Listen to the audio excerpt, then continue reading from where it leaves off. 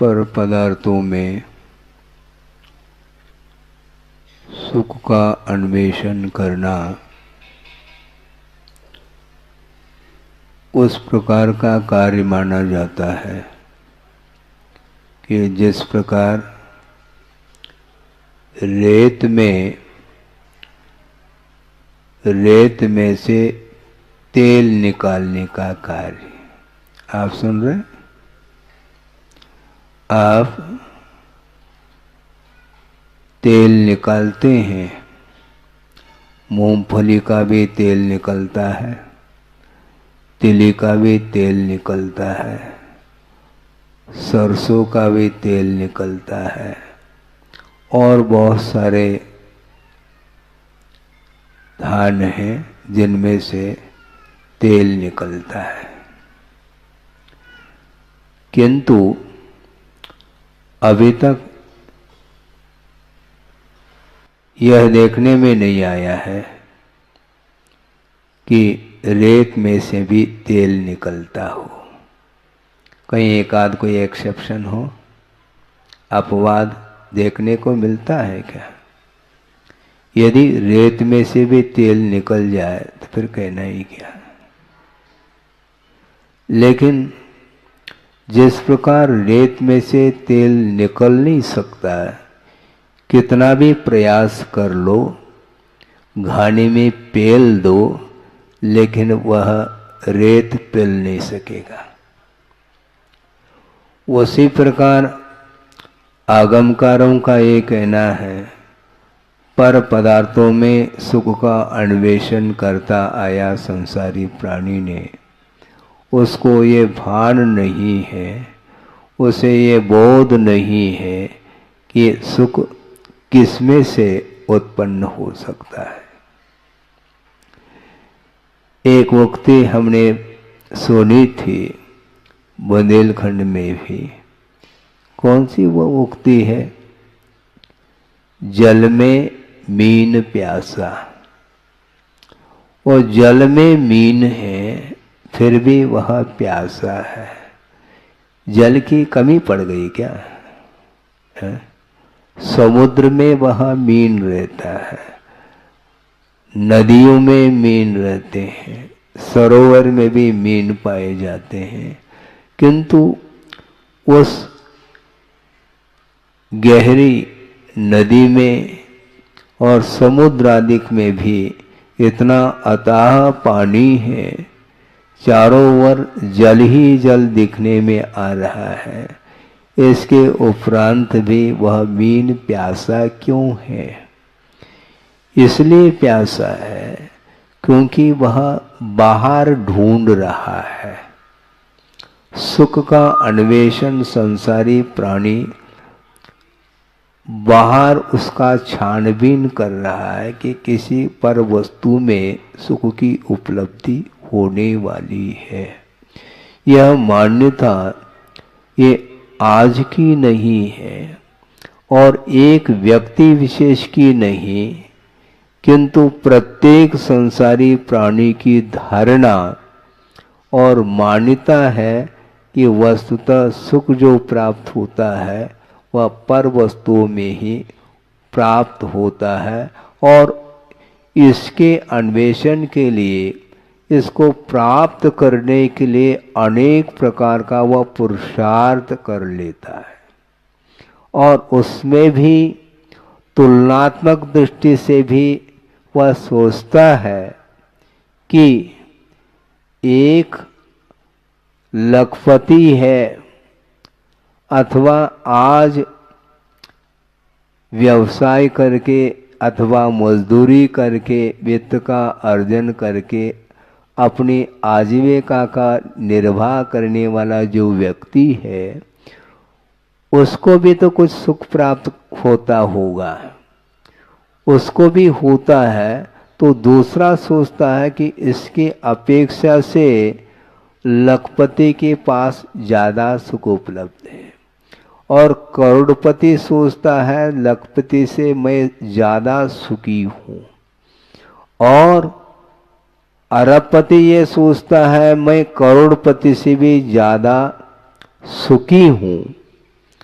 अरबपति पीछे रह जाता है और खरबपति सोचता है मैं अरबपति से भी ज्यादा सुखी हूं। इस प्रकार सुख की मात्रा बढ़ती हुई गई है। इस प्रकार किसकी मान्यता है? संसारी प्राणी की मान्यता है। और एक चक्रवर्ती भी है, वह भी अपने आप को सुखी महसूस कर रहा है। क्यों? क्योंकि 6 खंड का वह स्वामी है। 32,000 मुकुटबद्ध राजा उनके चरणों में नतमस्तक है। इस संबंधी जो उसे सुख महसूस हो रहा है वह अन्य और राजाओं के लिए नहीं मिल रहा है वह सुख। इस प्रकार तुलनात्मक दृष्टि से सुख बढ़ता गया है, सुख की वृद्धि हो रही है। और आगमकारों का ये कहना है ये इंद्रिय जन्य सुख है बंधु, ये ध्यान रखना, पहले से स्पष्ट कर देता हूं। और चक्रवर्ती के पास जो वैभव अथवा संपदा है, उस संपदा के माध्यम से उन्हें जो सुख उपलब्ध हो रहा है, उस सुख से भी कई गुना सुख किसके पास है? भोग भूमि जो मनुष्य है, जो जगन्य भोग भूमि में पैदा हुए जो मनुष्य हैं, जहाँ पर एक पल्ली की आयु है और वहाँ पर कितना? एक दिन छोड़ करके कवलहार लिया जाता है। क्यों? एक ही दिन है ना। हाँ, एक दिन के अंतराल से वह भोजन करता है। हर बहेरा और आंवला के समान उनका भोजन होता है। अब सोचो, चक्रवर्ती की संपदा फीकी पड़ गई। चक्रवर्ती का जो सुख है वह कमजोर सिद्ध हो गया। उससे अधिक सुखवान कौन सिद्ध हुआ? जगन्य भोग भूमि का वह मनुष्य। उससे भी अधिक मात्रा में सुख उपलब्ध हो रहा है मध्यम भूभूमि के मनुष्यों के लिए। उससे भी अधिक मात्रा में सुख उत्तम भोग भूमि के जो मनुष्य हैं उन्हें उपलब्ध हो रहा है। अब समाप्त हुआ है क्या? सुख की मात्रा और बढ़ रही? हाँ, बढ़ेगी और बढ़ेगी। उससे भी अधिक जो भवनत्र के जो देव हैं, भवनवासी, व्यंतर और ज्योतिष्क देव, इनमें जो इंद्रियजन्य सुख प्राप्त हो रहा है उन्हें, वो उत्तम भोग भूमि से भी अधिक सुख माना गया। इसके बाद वैमानिक देवों का नंबर आता है। उसमें प्रथम स्वर्ग संबंधी, द्वितीय, तृतीय, चतुर्थ, इस प्रकार करते करते करते 16 स्वर्ग तक पहुंच जाओ। इसके उपरांत 9 ग्रैविक और हैं। उसमें प्रत्येक ग्रैविक संबंधी जो सुख है अहमिंद्रों को जो प्राप्त हो रहा है, वह ऊपरी ऊपरी ऊपर ऊपर ऊपर सुख की मात्रा बढ़ती ही जा रही है। और 9 ग्रैविक में 31 सागर की जहाँ पर आयु है, वहाँ के अहमिंद्रों को जो सुख उत्पन्न हो रहा है वह निचले निचले देवों की अपेक्षा से अत्यधिक मात्रा में सुख है। इसके बाद 9 अनुदिशों का नंबर आता है। 9 दिशाओं में 8 दिशाएं हैं, यानी 4 दिशा और 4 विदिशा, ये 8 हो गए और बीच में एक और। इस प्रकार 9 अनुदिश विमान हैं, उनमें निवास करने वाले जो अहमिंद्र हैं उनका सुख भी अन्यों की अपेक्षा से अत्यधिक मात्रा में है। इसके बाद और नंबर आ रहा है सर्वार सिद्धि के देवों का। वहाँ पर अनुत्तर विमान ये 5 हैं, विजय, वैजयंत, जयंत और अपराजत, और बीच में एक सर्वार सिद्धि। इनमें रहने वाले जो अहमिंद्र हैं वो अन्य देवों की अपेक्षा से वह और अनंत गुना वह सुख बढ़ता चला गया है। लेकिन ये ध्यान रखो, ये सारा का सारा सुख इंद्रिय जन्य सुख माना गया है। जिस प्रकार रेत को पेलने से रत्ती भर भी उसमें से तेल नहीं निकल सकता, उसी प्रकार उनको जो सुख प्राप्त हो रहा है वह भी इंद्रिय जन्य सुख है। इसलिए वह इंद्रिय जन्य जो सुख होता है वह सुखाभास माना गया है। और वह इंद्रिय जन्य जो सुख है वह पराधीन है, ऐसा कहा कर्मायत्त है। पुण्य कर्म के उदय से वह सुख उपलब्ध हो रहा है। अनंतर समय में मान लो वह पुण्य कर्म समाप्त हो गया और पाप कर्म का यदि तीव्र उदय आता है तो वह सारा का सारा सुख समाप्त हो जाता है। इसलिए वह स्वाधीन सुख नहीं है और बीच में वह अंत को ही प्राप्त होने वाला है और दुख से मिश्रित है। उसमें इंद्रियजन्य सुख में निरंतरता नहीं, उसमें गैप आता है, अंतर आता है। क्योंकि अंतर मुहूर्त में साता से असाता, पुनः असाता से साता कर्म का उदय आता है। जिस प्रकार कभी धूप और कभी छाव, निरंतर जो है ना वह धूप नहीं और छाव नहीं। इसी प्रकार कभी सुख और कभी दुख, कभी सुख कभी दुख, और अंत में ये कहना चाह रहे हैं पाप बीजे, ऐसा कहा। इंद्रिय के द्वारा, इंद्रिय के विषयों से उत्पन्न होने वाला जो सुख है वह पाप का बीज है। आप सुन रहे हैं क्या नहीं सुन रहे हैं? है? सुनने में आ रहा है? क्या सुना? इंद्रिय जन्य सुख पाप का बीज कह रहे हैं। और यह प्रसंग निकांक्षित अंग में दिया है स्वामी सुमंतभद्र आचार्य ने। सुनो, विचार करो।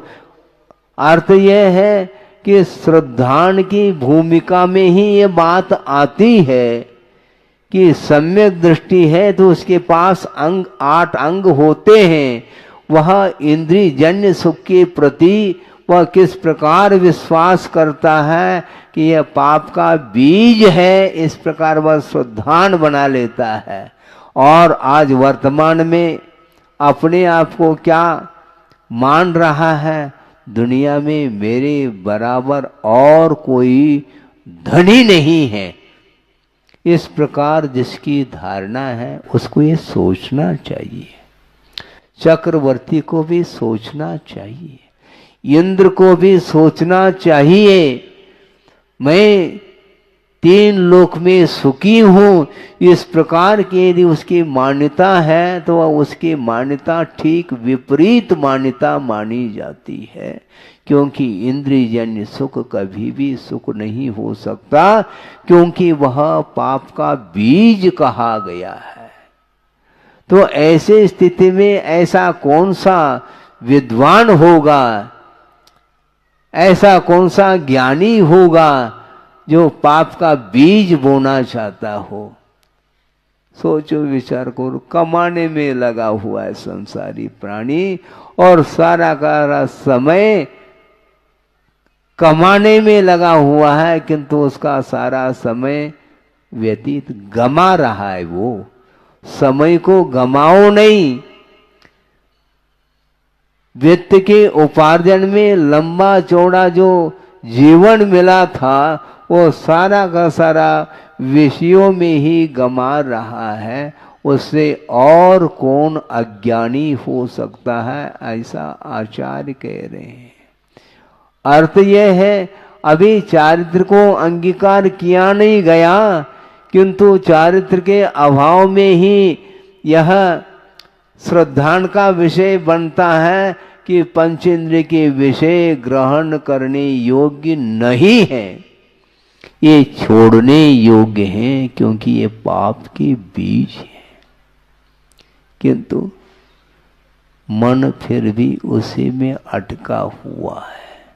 जिस समय उपदेश सुनने के लिए बैठ जाते हैं उस समय तो कुछ लगता है, हाँ आगम में बात आई है, लेकिन इस परिसर से जो ही बाहर जाता है तो वही घोड़ा और वही मैदान सिद्ध होता है।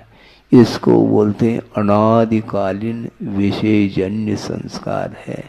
इसको समाप्त आसानी से किया नहीं जा सकता। वंस मोर कह रहा है, जबकि इंद्रियजन्य सुख तृप्ति को उत्पन्न करने वाला नहीं है, तृप्तिजनक नहीं है, इसके उपरांत भी उसकी मान्यता छूट नहीं रही है। पर वस्तु में सुख ढूंढने के लिए वह निरंतर तत्पर है, किंतु जल में बीन प्यासा, वह पर में ढूंढ रहा है। जबकि उस जल में जलपान कर लें तो प्यास बुझ सकती है, किंतु पर में सुख को ढूंढ रहा है ना। आत्मिक सुख को प्राप्त करना चाहो तो वह आत्मिक सुख कभी भी पर में भूल जाओ, कभी भी नहीं मिल सकता, न भूतो न भविष्यति। इसके बाद भी और आचार प्रणीत ये विषय है, वाणी है, ये जिनवाणी है, किंतु जिनवाणी के प्रति भी श्रद्धान करना बहुत कठिन हो रहा है। कम से कम श्रद्धान तो करो, और श्रद्धान करने वाला व्यक्ति फिर कमाने में अपने जीवन को व्यर्थ नहीं गमाएगा। जितना आवश्यक है उतना ले लो, है? किंतु पल की खबर नहीं, सामान 100 साल का ये हो रहा है। कभी भी जीवन अंत को प्राप्त हो सकता है। जिस प्रकार जल है और जल में बुलबुले उठ रहे हैं, जानते हैं उसका जीवन कितना है उस बुलबुले का।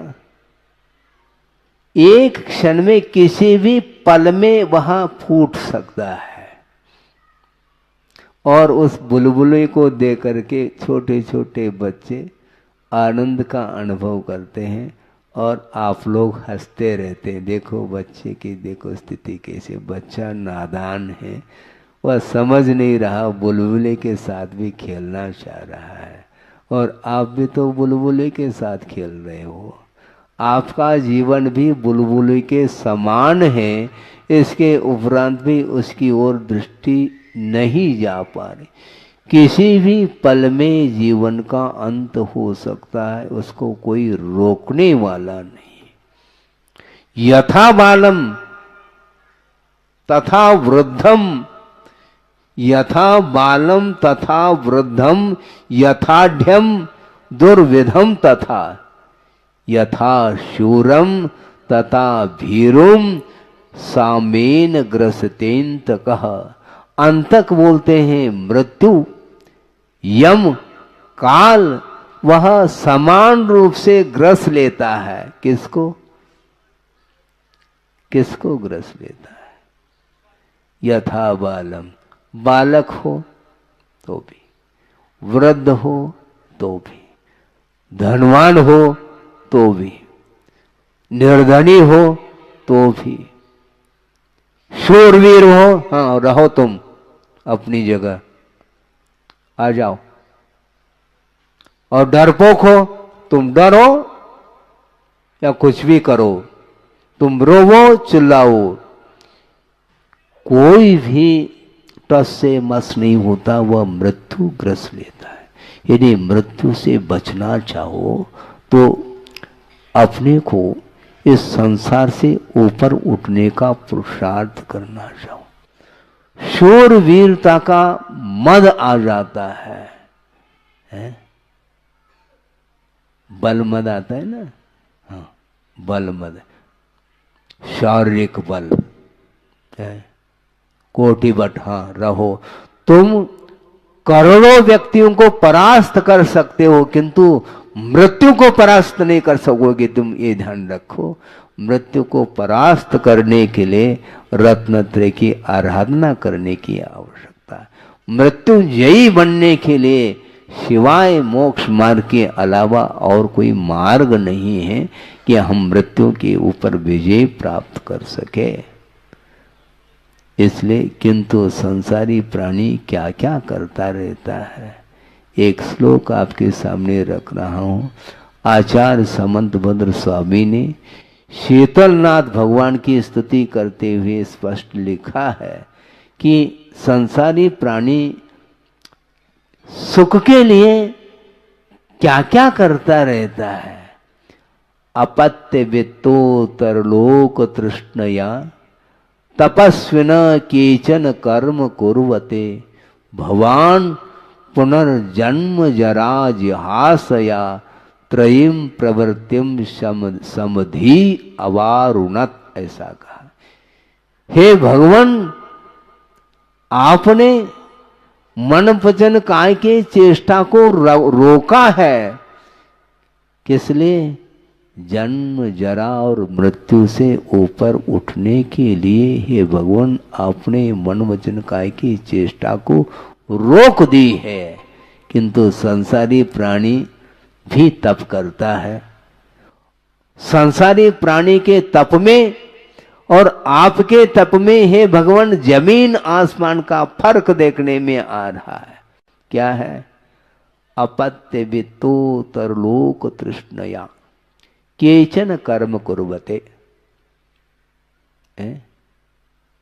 तपस्वी, कुछ ऐसे तपस्वी हैं संसार में, तप करते हैं, किंतु किस लिए करते हैं? अपत्य अर्थात पुत्र की उत्पत्ति के लिए। सुन रहे क्या नहीं? पुत्र की उत्पत्ति के लिए वह तप कर रहा है। वित्त के लिए कर रहा है।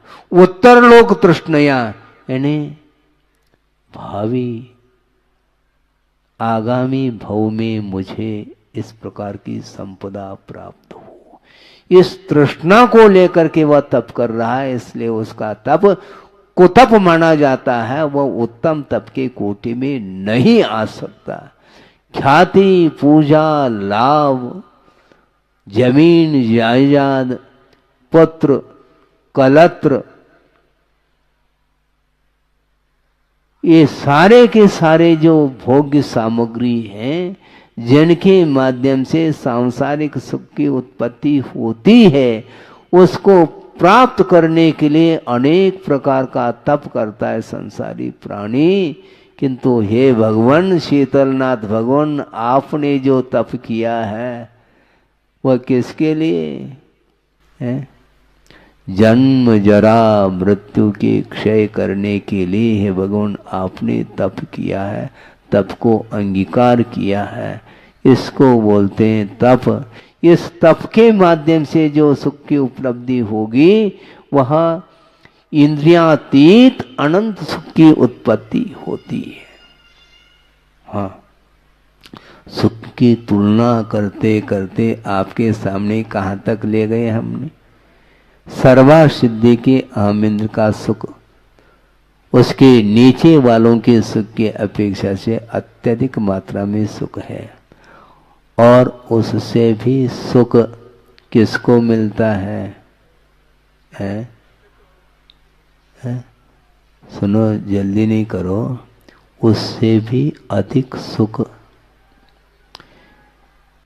श्रमण पर्याय में, श्रमण पद को जो अंगीकार किया है, अहमिंद्र के नाहि कहो, अहमिंद्र के लिए भी वह सुख संभव नहीं है। 33 सागर तक निरंतर वह सुख में डूबने वाला अहमिंद्र है। उससे भी अनंत गुना सुख एक समय में वह रत्नत्र की आराधना के फलस्वरूप सुख का अनुभव करता है। और सिद्धों का सुख कैसा है? अतीत अनागत पर्याय में मनुष्य गति संबंधी और देवगति संबंधी जो सुख उपलब्ध होता है, उससे भी अनंत गुना एक समय में सुख उपलब्ध होता है और सिद्धों का सुख माना जाता है। हाँ, ये तुलनात्मक अध्ययन है जिसको आप सुख मान रहे हो। 5 इंद्रियों से उत्पन्न होने वाला वह सुख कभी भी शांति के लिए कारण नहीं हो सकता, क्योंकि वह का बीज है और संसार के लिए कारण सिद्ध हो रहा है। इसलिए संसार का विच्छेद करना चाहो क्या संसार में रहना चाहो, मुझे बोलो। विच्छेद करना चाहो, लेकिन पाप का बीज है, कहा जा रहा है पाप का बीज बो नहीं। फिर संसार का अंत जो करना चाहता है वह कभी भी पाप का बीज नहीं बो सकता है। और पंचेंद्र के विषयों में लीन होने वाला व्यक्ति कभी भी ऊपर नहीं उठ सकता, वह पाप का बीज और बोता चला जा रहा है। क्या करना चाहो, 9:30 बज गए हैं, लगभग आध घंटा आपका हो गया।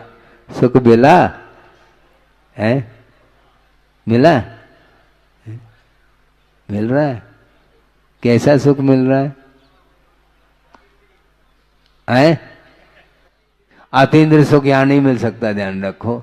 अतीन्द्रिय सुख जो मिलेगा वह शुद्ध अवस्था में मिलेगा, किंतु वस्तुतः हमने पहले भी यह प्रसंग रखा था, अभी भी रखना चाहता हूं कि मोक्ष मार्ग में सुख है क्या? नहीं है।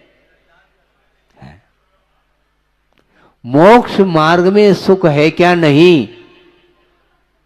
मोक्ष मार्ग में सुख नहीं है। कौन सा? इंद्रिय सुख है नहीं, और मोक्ष का सुख भी नहीं।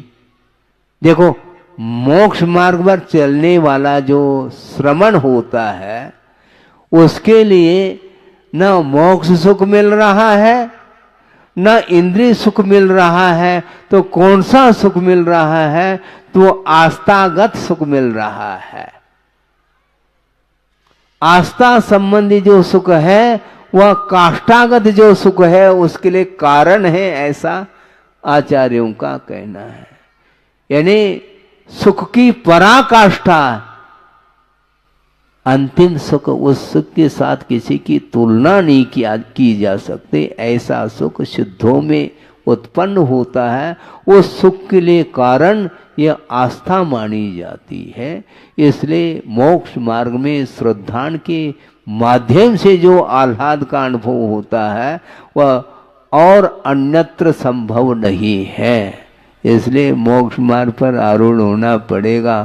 संसार का यदि विच्छेद करना चाहो और अतीन्द्रिय सुख का अनुभव करना चाहो, मोक्ष सुख का अनुभव करना चाहो, तो सारे सांसारिक सामग्रियों को क्या तिलांजलि, जलांजलि देनी पड़ेगी, तब कहीं जाकर के उत्पन्न होगा।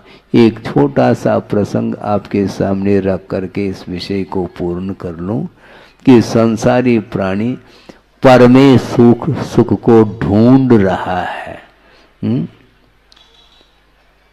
एक प्रसंग सुनाया था आचार्य महाराज ने कि कुछ आउट ऑफ कंट्री से फॉरेनर्स जिसको बोलते हैं वो भारत में आए हैं, आते हैं।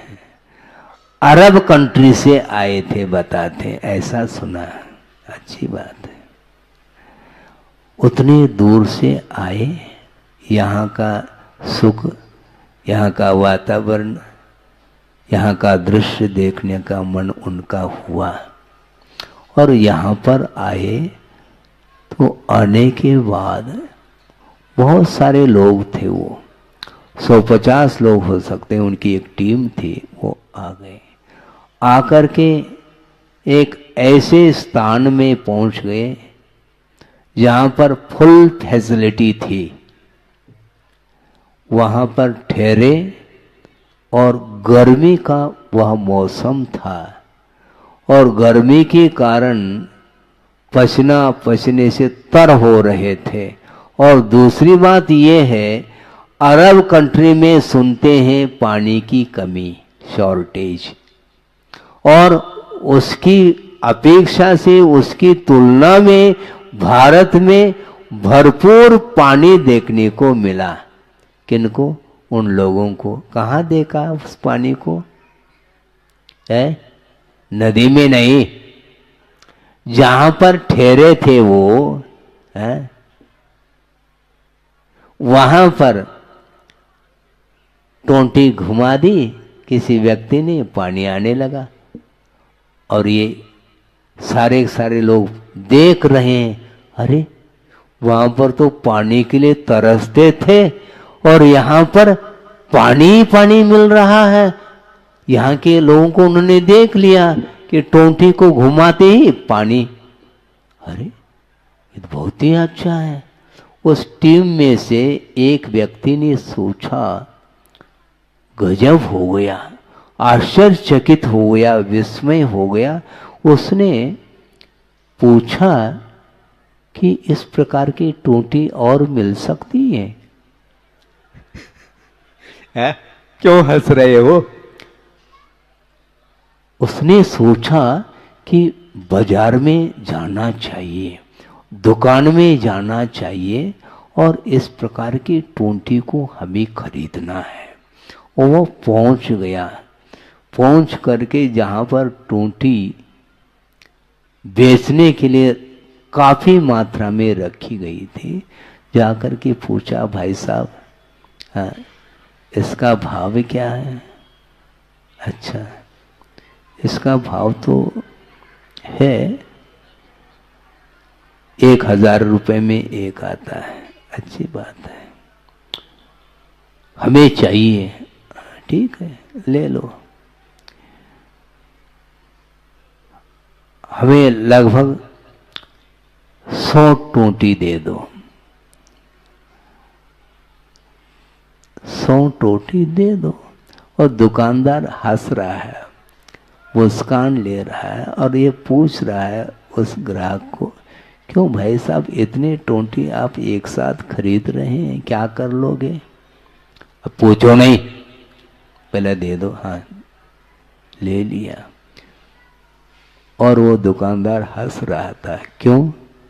एक टोंटी के माध्यम से काम चल जाएगा, इतनी टोंटी लेकर के करोगे क्या? तुम्हें चिंता क्यों है? मुझे दे दो। हाँ, दे दिया। ले करके वो गया। 100 टोंटियों को खरीद करके वह अपनी टीम के पास पहुंच गया और रात हो गई।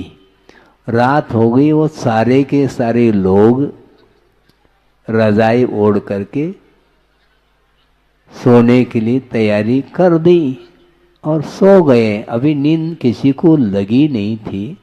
और जिसने टोंटी खरीदी थी वह धीरे धीरे सब रजाई ओढ़ करके सो गए।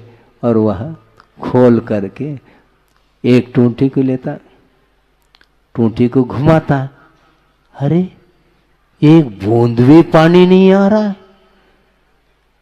हो सकता है इसमें कोई गड़बड़ी हो।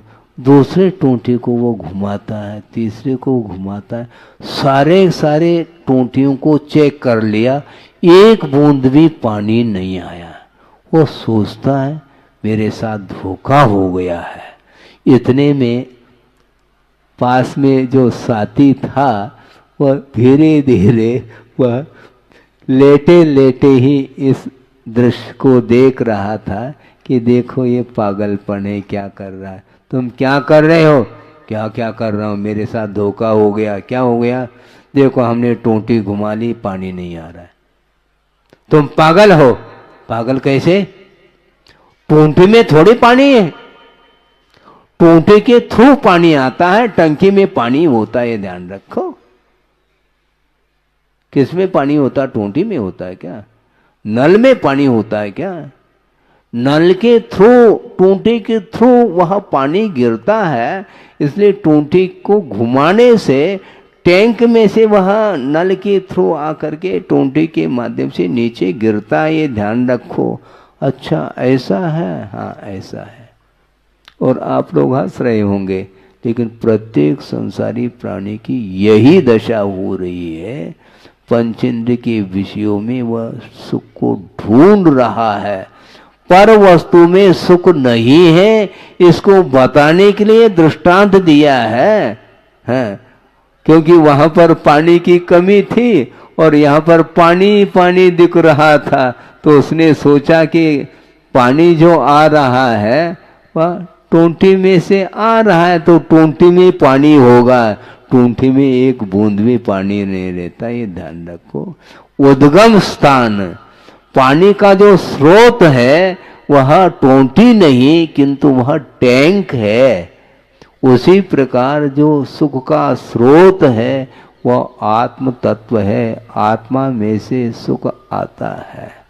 पर वस्तुओं में सुख ढूंढ रहा है, किंतु सुखाभास होने के उपरांत भी अभी भी उसको बात समझ में नहीं आती, और सुबह से लेकर के शाम तक वह दुकान खोल करके बैठा है, और बेटा आया है, सुबह शाम जो है वह दुकान को खोल करके बैठा है, और बेटा आया है टिफिन ले करके। पिताजी क्या टिफिन रखो, नहीं टाइम हो गया है, टाइम होने दो, अभी तो ग्राहक के ऊपर ग्राहक आ रहे हैं, ग्राहक के ऊपर अर्थात चढ़ कर के आ रहे हैं क्या, ग्राहक के ऊपर ग्राहकार्थ लाइन लगी है, इसलिए मुझे फुर्सत नहीं, अभी मुझे भूख नहीं लगी, भूख शांत हो रही है। जबकि भोजन एक ग्रास भी नहीं लिया फिर भी शांति मिल रही है। इसी को बोलते हैं आस्था। किसमें? वित्त में आस्था, सुख की आस्था होने के कारण वह रात दिन कमाने में लगा हुआ है। यह संसार की रीत है, किंतु अच्छे अच्छे व्यक्ति भी इसमें उलझे हुए हैं और अपने आप को श्रीमान मानते हैं, किंतु चक्रवर्ती को भी श्रीमान नहीं कहना चाह रहे। ये ध्यान रखो, वस्तुतः श्रीमान कौन होता है? श्री का अर्थ लक्ष्मी हुआ करता है, किंतु वह लक्ष्मी अंतरंग लक्ष्मी ही वस्तुतः सुख प्रदान कराने वाली है। अनंत ज्ञान, अनंत सुख, अनंत दर्शन, अनंत वीर, ये सारे अनंत ज्ञानादि जो अनंत गुणों से जो संपन्न होता है वह शुद्ध अवस्था मानी जाती है। उस मुक्त आत्मा के लिए ही वह सुख मिलता है। अन्यत्र तीन लोक में तुम ढूंढते रहो, सुख मिलने वाला नहीं। इस प्रकार गाढ़ श्रद्धा जिसके अंदर होता है वही व्यक्ति पंचेंद्रिय के विषयों को जहर मान करके उसको छोड़ने का पुरुषार्थ करता है। जो और वंस मोर कहने वाला व्यक्ति कभी भी पंचेंद्रिय के विषयों को जहर के समान नहीं मानता, किंतु उसको अमृत के समान मान करके उसको पीता रहता है। इसलिए उसका परिभ्रमण रोक नहीं सकता, उसका अधपतन होता है, दुर्गति के लिए कारण है। इस प्रकार आगम में स्पष्ट शब्दों में लिखा हुआ है। इसके उपरांत भी उसको चैन नहीं, बार बार बार बार बार उसी में लगा हुआ है। और जो जितना संपन्न होता है वो अपने आप को वीआईपी मानता है वो है। बाकी सब कौन है? वो बाकी जीव नहीं है, वो है? अजीब है क्या? ये अजीब बात हो गई है। बाकी सारे सारे जीव नहीं है क्या? कल ही तो बात आ रही थी पंचायतिका में, एक इंद्रिय भी जीव है, पंचेंद्रिय भी जीव है, संसारी भी है और मुक्त भी है। प्रत्येक जीवात्मा में वही प्रभुत्व शक्ति विद्यमान है। शक्ति के रूप में उस ओर दृष्टि रखने की आवश्यकता है, किंतु अपने आप को धनवान, अपने आप को बलवान, अपने आप को शूरवीर है, क्या क्या टाइटल देता है। किंतु आचार्य कहते इस प्रकार शारीरिक शूरत बल के माध्यम से शूरवीरता दिखाना ये कर्माधीन है बंधुओं। एक अगले पल में वह शूरवीरता भी समाप्त हो सकती, क्योंकि मृत्यु समान रूप से ग्रसित कर लेता है। एक आध सेकंड के लिए रुक जाओ, थोड़ा सा काम है उसको पूर्ण कर लो, फिर बाद में मृत्यु के लिए ऐसा कहा जा सकता है जस्ट वेट? नहीं, संभव नहीं है। वहां पर वेट नहीं है। तुम कितने भी वेट रखते हो अपने पास, हैं, बलशाली हो, किंतु जस्ट वेट नहीं होगा। अभी हाल, हाँ, एक समय भी वह रुक नहीं सकता, वह अंत को प्राप्त होता है। इसलिए शारीरिक सुख से, मानसिक सुख से, सांसारिक सुख से, इंद्रियजन्य सुख से ऊपर उठने के लिए अपने को आत्मा की आराधना करनी है, पंच परमेष्टि की आराधना करनी है, और उसके माध्यम से ही उस सुख को प्राप्त करने का पुरुषार्थ हमें करना है।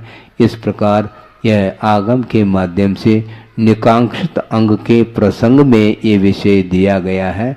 इस विषय को समाप्त करते हुए अंत में मैं इतना ही कहना चाहता हूँ, ये प्रतिदिन ये क्रम सुनने का रहेगा, सुनाने का भी रहेगा, किंतु मात्र सुन करके निकालना नहीं, किंतु आस्था के साथ धर्म श्रवण करके धर्म के प्रति अटूट आस्था रखते हुए अपने को अपने शक्ति के अनुरूप उस शुद्ध परमात्मा तत्व को प्राप्त करने के लिए वीतराग धर्म को अपने जीवन में स्थान देने का पुरुषार्थ करना चाहिए। अहिंसा परमो धर्म की जय। बोधि समाधि परिणाम शुद्धि स्वात्मोपलब्धि शिव शोक सिद्धि चिंतामणिम चिंतित वस्तुदाने त्वां वंद मानस्य ममास्तु। परम पूज्य आचार्य गुरुवर श्री विद्यासागर जी